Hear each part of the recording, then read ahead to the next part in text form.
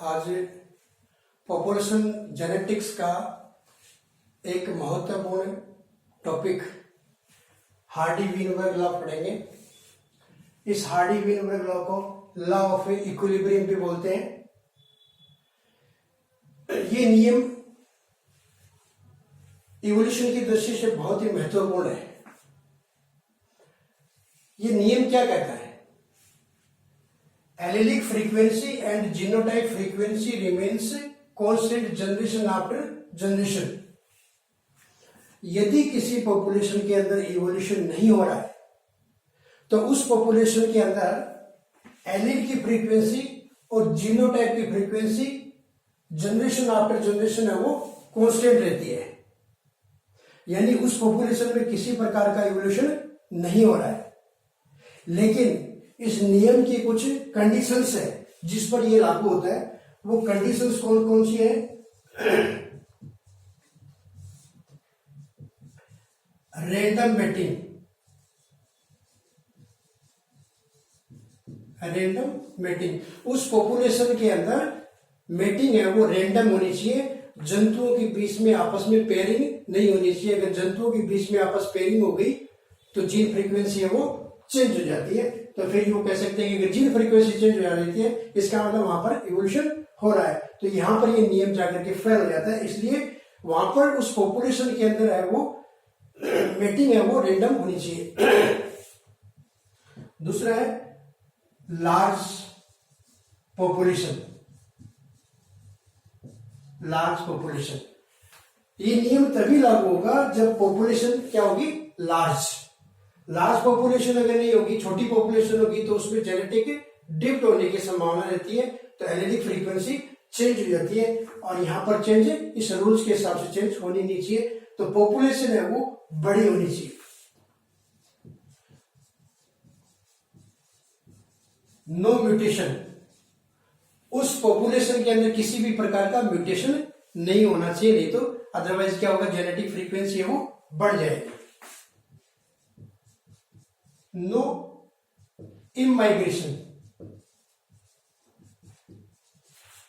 And immigration, उस population के अंदर ना इमाइग्रेशन होना चाहिए ना इमाइग्रेशन होना चाहिए। यानी वहां पे कोई भी जंतु बाहर से अंदर नहीं आना चाहिए और अंदर से जंतु बाहर नहीं आना चाहिए, अदरवाइज फ्रीक्वेंसी है वो चेंज हो जाती है। और नो सेक्सुअल सिलेक्शन, वह उस पॉपुलेशन के अंदर सेक्सुअल सिलेक्शन नहीं होना चाहिए। तो ये 5 कंडीशंस अगर रहती है, पॉपुलेशन अगर लार्ज है, रैंडम मेटिंग है, म्यूटेशन नहीं हो रहा है, किसी भी प्रकार का इमाइग्रेशन नहीं हो रहा है और कोई भी सेक्सुअल सिलेक्शन नहीं हो रहा है, तो उस पॉपुलेशन के अंदर एलील की फ्रीक्वेंसी और जीनोटाइप की फ्रीक्वेंसी जनरेशन आफ्टर जनरेशन है वो कांस्टेंट रहती है। अपन यूं कह सकते हैं कि किसी प्रकार का इवोल्यूशन नहीं होगा, ये कंडीशन होगी। तो अब इसको अपन एक उदाहरण के द्वारा समझते हैं। यद्यपि अपन जो यहाँ पर उदाहरण ले रहे हैं वो बहुत ही छोटा उदाहरण ले रहे हैं, उस पर लागू नहीं होती है, लेकिन यहाँ पे एग्जाम्पल बड़ा लेना थोड़ा संभव नहीं है, इसलिए अपन एक छोटे एग्जाम्पल के द्वारा इसको समझने की कोशिश करते हैं। फिर इसके न्यूमेरिकल जो एस्पेक्ट है, मेनली जो न्यूमेरिकल एस्पेक्ट है उस पर जाएंगे अपन। मान लीजिए पॉपुलेशन है जिसके अंदर 5 इंडिविजुअल है, केवल 5 ही इंडिविजुअल है और उनका जीनोटाइप है वो इस प्रकार से, मान लीजिए इनका ये जीनोटाइप है, ठीक है। इसके अंदर एक एलील कैपिटल टी है और दूसरा एलील स्मॉल टी है। तो 5 इंडिविजुअल्स लिए अपन ने और 5 इंडिविजुअल्स का ये जीनोटाइप है। अब अपन इनकी जीन फ्रीक्वेंसी देखते हैं, इसका जीनोटाइप देखते हैं। सबसे पहले जीनोटाइप या जीन पूल देखते हैं अपन। जीन पूल में क्या है? देखो ये एलील है, 5 जंतु है तो सबके एलील्स को अपन यहां पे रखते हैं।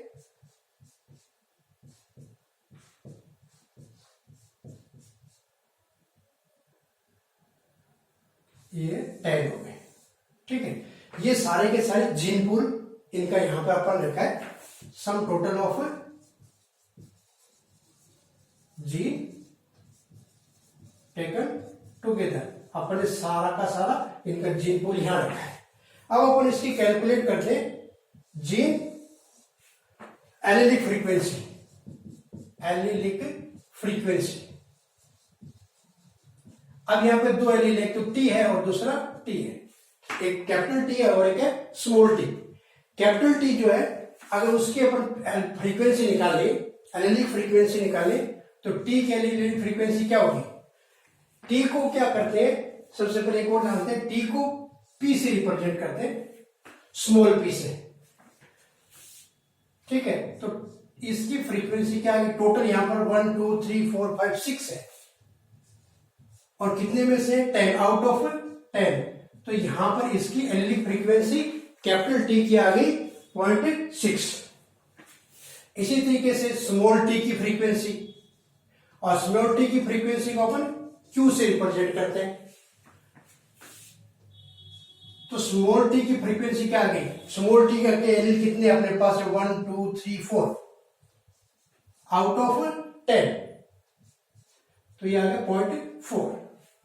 इस तरीके से हार्डी वीनबर्ग, ये हार्डी वीनबर्ग ने जो रिएक्शन दी थी वो क्या? P plus q equal to 1। ये इसकी फर्स्ट रिएक्शन है, इक्वेशन फर्स्ट। यहां पर अपन देखेंगे तो 0.6 प्लस 0.4 इजिकल टू 1, ये पहली रिएक्शन जनरेट होती है।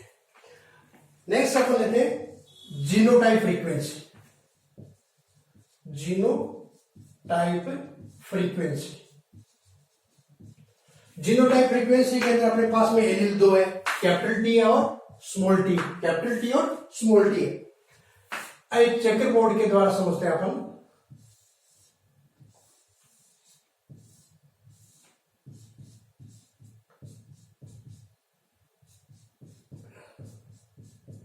ये इस तरीके से अपन चेकर बोर्ड बना लिया, और ये जीनोटाइप है वो F1 जनरेशन का आता है। इसमें अब हम अपन प्रत्येक की फ्रीक्वेंसी निकालते हैं। देखिए फ्रीक्वेंसी, हर एक जीनोटाइप की फ्रीक्वेंसी ऑफ डोमिनेंट,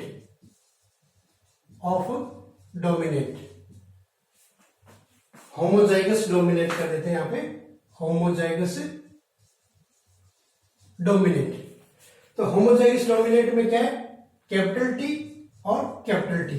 तो कैपिटल टी को अपन ने किससे रिप्रेजेंट किया? पी से, तो पी पी यानी पी स्क्वायर। ये इसकी जीनोटाइप फ्रीक्वेंसी आ गई, किसकी? होमोजाइगस डोमिनेंट की। Next frequency of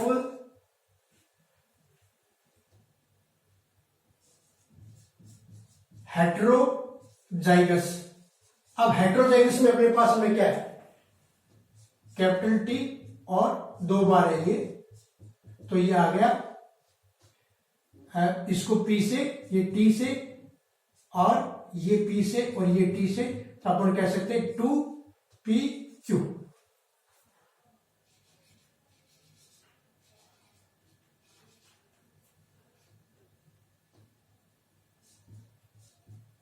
PQ PQ 2pq।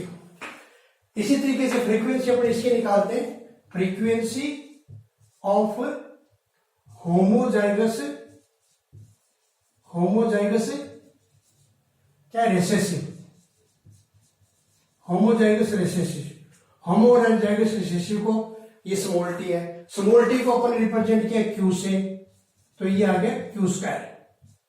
इस प्रकार से अपने पास में ये तीनों जीनोटाइप का जो फ्रीक्वेंसी है वो आ गई। तो अपनी रिएक्शन क्या होगी? P square plus 2pq plus q square equal to 1। ये इक्वेशन सेकेंड, इस तरीके से ये इक्वेशन सेकेंड जनरेट हुई। यदि अपन इसको p square plus q square equal to 1 करते तो भी ये इक्वेशन आ जाती, लेकिन इसका डेरिवेशन इस प्रकार से नहीं हुआ, इस प्रकार से इसका डेरिवेशन होता है। तो हम किसी की भी फ्रीक्वेंसी निकालनी होती है, किसी भी की, तो अपन इसमें इसे नियम के अनुसार है वो निकाल सकते हैं। जैसे what is the frequency of individual of homozygous dominant, what is the frequency of individual of homozygous individual. इसकी आ गई, ये होमोजाइगस इंडिविजुअल है तो इसका क्या हो जाएगा? P square what is the frequency of homozygous recessive, what is the frequency of individual of homozygous recessive, तो स्मॉल टी, तो इसको इसकी फ्रीक्वेंसी आ गई क्यू स्क्वायर से। मान लीजिए अपने को निकालना है what is the frequency of individual which contain at least one recessive allele. अब वन रिसेसिव एलील इसके पास में भी है, इसके पास में भी है, इसके पास में भी है, तो ये क्या हो गया क्यू स्क्वायर, और ये क्या हो गया 2p की, Q square plus 2p Q. What is the frequency of dominant की, अपन ने ये निकाल दी होमोजाइगस डोमिनेंट की। What is the frequency of dominant, तो डोमिनेंट तो ये भी है, ये भी है और ये भी, तीनों डोमिनेंट है, तो तीनों डोमिनेंट है, तो इसका क्या आ जाएगा पी स्क्वायर प्लस इसका क्या आ जाएगा 2p क्यू। ये फ्रीक्वेंसी निकालेंगे तो पी स्क्वायर है, ये खाली डोमिनेंट का है, होमोजाइगस डोमिनेंट का है, और ये किसका है, ये तीनों निकालेंगे तो किसका है पी स्क्वायर प्लस 2p के डोमिनेंट का। तो इस तरीके से अपन फ्रीक्वेंसी निकाल सकते हैं। तो अपन कुछ न्यूमेरिकल्स वो करके देखते हैं, जो मैंने यहां पर लिख रखे 3 न्यूमेरिकल है, इन न्यूमेरिकल्स को करते हैं।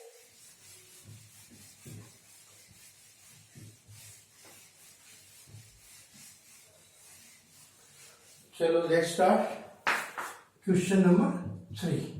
फर्स्ट में देखिए if 51 population carry out at least 1 copy of recessive allele, जैसे मान लीजिए capital B small B,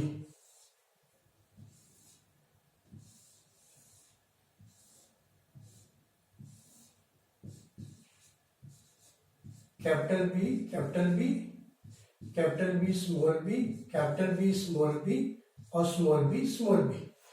If 51% population carry at least 1 copy of recessive allele, recessive allele किसके पास में है, इसके पास में भी है, इसके पास में भी है, इसके पास में भी है, ये अपने को दिया हुआ है कितना 51%, तो इसको अपन किससे रिप्रेजेंट करेंगे क्यू स्क्वायर, इसको किससे करेंगे प्लस 2p क्यू, ये अपने को दिया हुआ है कितना 51%, यानी 0.51, ये अपने को दिया हुआ है।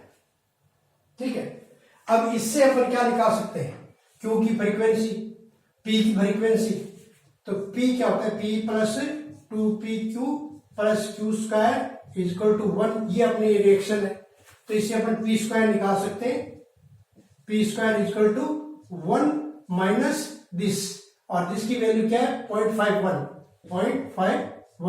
तो ये आ गया 0.49, तो P आ गया 0.7। जब अपने पास में P आ गया तो अपनी रिएक्शन क्या कहती है P plus q equal to 1, तो P की वैल्यू क्या आ गई 1। अब अपने को Q की निकालनी है, तो Q इजक्वल टू 1 माइनस 0.7, तो ये 0.3। तो अपने पास में P की भी फ्रीक्वेंसी आ गई और Q की भी आ गई।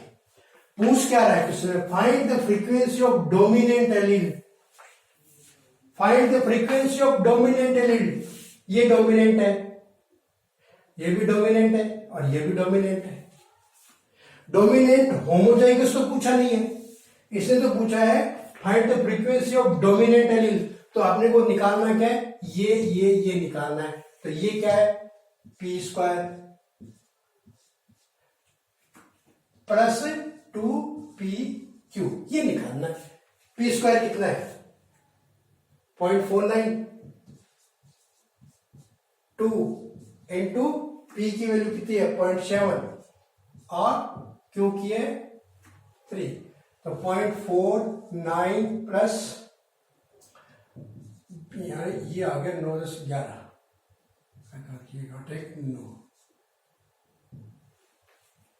ये आ गई इसकी find the frequency, dominant allele की फ्रीक्वेंसी क्या आ गई 0.9, और अगर परसेंटेज में पूछते हैं तो 91%।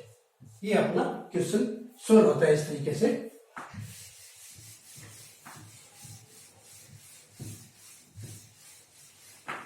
नेक्स्ट क्वेश्चन देखिए students, brown hair capital B is dominant to blonde hair B. Brown hair,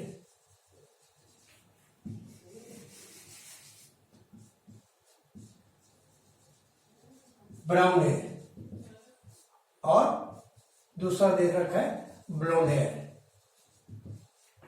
ये कैपिटल बी और ये स्मॉल बी, क्योंकि ब्राउन बी डोमिनेट है ब्लॉन्ड में। If there are 168 brown head people in a population of 200, brown, if there are 168 brown head peoples, तो brown head peoples में आप एक बार इसका चेकर बोर्ड पर आते हैं वापस। ये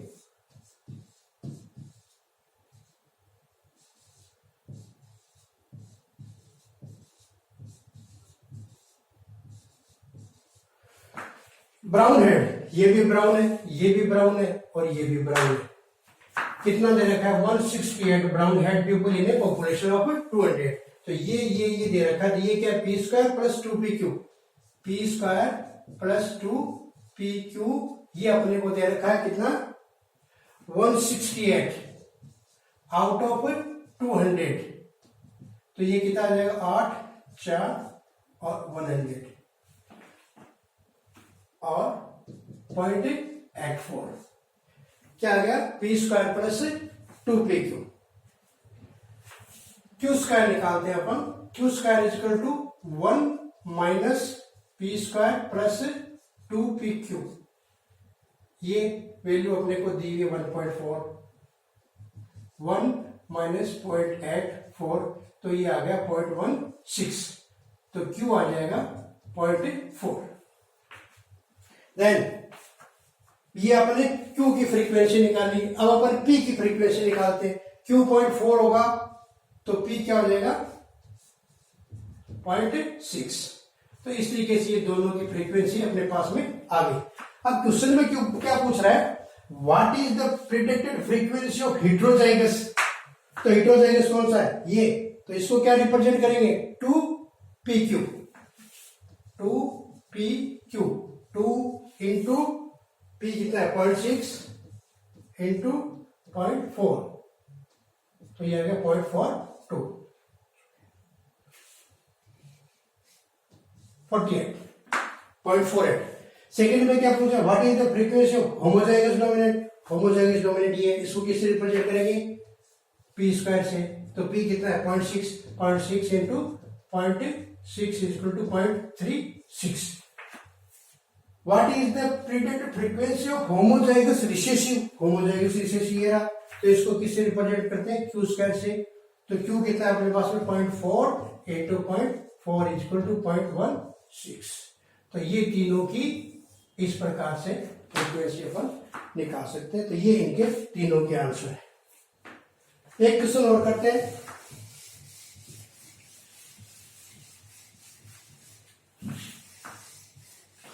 If 98 out of 200 individuals in a population express the recessive phenotype, एक बार चेकर बोर्ड अपन फिर बनाते हैं। कोई भी एलील लेकर के चेकर बोर्ड बनाते हैं।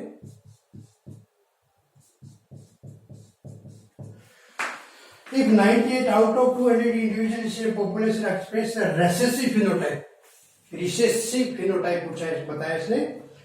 तो रिसेसिव फिनोटाइप कौन सा है? ये क्यू स्क्वायर। तो क्यू स्क्वायर कितना दिया हुआ है? 98 अपॉन 200, तो ये आ गया 49 अपॉन 100 यानी 49। तो क्यू स्क्वायर इक्वल टू आ गया 0.49, क्यू आ गया 0.7। अब Q अगर अपने पास में 0.7 आ गया तो P कितना हो जाएगा? 0.3। पूछा क्या है? What percentage of the population would be heterozygous. इनमें से हेटेरोजाइगस कितने परसेंट में होंगे? तो ये और ये दोनों हेटेरोजाइगस, तो इसको अपन किससे रिप्रेजेंट करते हैं? 2pq, 2 इंटू P कितना है? 0.3 और Q कितना है? 0.7, कितना? 42, ये 0.42। तो ये what percentage of population would be heterozygous, तो ये इतने हेटेरोजाइगस होंगे। परसेंटेज में पूछे तो 42% क्या होंगे, हेटेरोजाइगस होते हैं। इस तरीके से हार्डी-वीनबर्ग लॉ समझने के बाद में अपन इस प्रकार के क्वेश्चंस, जो न्यूमेरिकल क्वेश्चंस है उनको सोल्व कर सकते हैं। तो ये हार्डी-वीनबर्ग लॉ है, और इस लॉ को है वो लॉ ऑफ इक्विलिब्रियम भी बोलते हैं। और ये दो वैज्ञानिकों ने दिया था मिलकर के, एक का नाम हार्डी और दूसरे का नाम है वीनबर्ग। एक बार रिपीट कर देता हूं, ये रूल्स क्या कहता है, allylic frequency and genotype frequency remains constant generation after generation. मतलब किसी भी पॉपुलेशन के अंदर अगर इवोल्यूशन नहीं हो रहा है तो उसकी जीन फ्रीक्वेंसी चेंज नहीं होती है, कांस्टेंट बनी रहती है, लॉ ऑफ इक्विलिब्रियम, एक इक्विलिब्रियम में बनी रहती है। लेकिन उसके लिए कंडीशंस है। कंडीशंस कौन सी है, रैंडम मेटिंग होनी चाहिए, पॉपुलेशन लार्ज होनी चाहिए, उसमें किसी प्रकार का म्यूटेशन नहीं होना चाहिए, और उसमें किसी प्रकार के बाहर से जंतु प्रवेश नहीं करना चाहिए, नहीं बाहर से अंदर प्रवेश करना चाहिए, नहीं बाहर से अंदर और अंदर से बाहर, और किसी प्रकार का सेक्सुअल सिलेक्शन नहीं होना चाहिए, सेलेक्टिव सिलेक्शन नहीं होना चाहिए। सेलेक्टिव सिलेक्शन में क्या होगा, पर्टिकुलर जंतु की पर्टिकुलर एलील की फ्रीक्वेंसी या जीनोटाइप की फ्रीक्वेंसी है वो बढ़ जाती है। इसलिए ये 5 कंडीशंस उसके लिए अनिवार्य है। इस तरीके से हार्डी-वीनबर्ग लॉ न्यूमेरिकल एस्पेक्ट से कंप्लीट होता है। नेक्स्ट अपन जेनेटिक डिप्थ पढ़ेंगे। Thank you.